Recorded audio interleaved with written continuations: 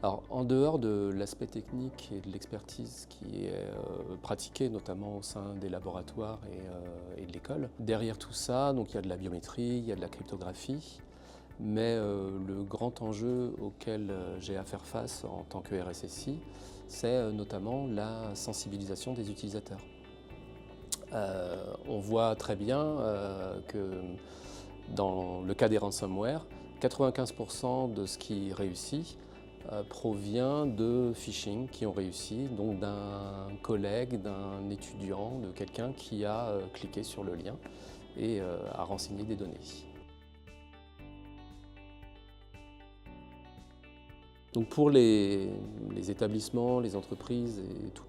toutes différentes structures, c'est d'avoir une stratégie en place. Alors il y a une première partie qui est bien technique, qui consiste à savoir détecter les attaques pour pouvoir les contrer.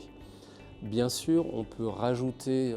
une strate qui consisterait à ralentir l'attaque, à accepter que des attaques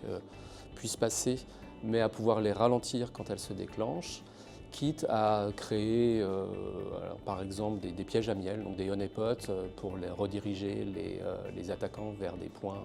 non sensibles. Et puis sinon, à se dire, puisque c'est très coûteux de mettre ces stratégies en place et de bloquer 100% des attaques, c'est utopique. Donc derrière, de se dire si une attaque a réussi et que ça déclenche des dégâts,